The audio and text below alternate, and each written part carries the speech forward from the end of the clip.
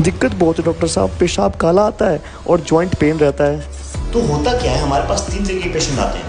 पहला पेशेंट ये कंप्लेन लेके आएगा कि पेशेंट बोलेगा कि मेरे को जॉइंट पेन है। जॉइंट पेन के साथ वो पेशेंट बोलेगा मेरे को पेशाब काला आ रहा है, that is called dark urine. So remember this, joint pain plus dark urine occurs because of deficiency of one enzyme that is named as homogentisate, or also called as homogentisic acid.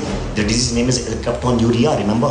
The second one, अगर वो patient अगर कोई और patient ये बात बोलता है कि मेरे को जॉइंट पेन नहीं है, मसल पेन है, muscle pain with dark urine, so you can just differentiate it with muscle pain with dark urine. You can say the patient have GSD, a type of GSD, that is glycogen storage disease. The most common is McArdle disease with a muscle pain and this dark urine. अब वो patient वापस आया, कोई और patient, तीसरे number का patient ये बात बोलता है कि मेरे को ना मसल पेन है ना जॉइंट पेन है, but the patient come with abdominal pain. Abdominal pain के साथ वो पेशेंट ये बात बोलेगा मेरे को साथ में बीपी हाई है, बीपी हर टाइम हाई रहता है, और थर्ड टाइम ये बोल रहा हूँ डार्क यूरिन प्रेजेंट है। तो dark urine with muscle pain and increase BP, this the patient of AIP, that is acute intermittent porphyria, occurs because of deficiency of one enzyme that is named as porphobilinogen deaminase. Porphobilinogen deaminase. Remember these 3 important criteria and differential diagnosis. You must remember. Thank you so much. Bye bye.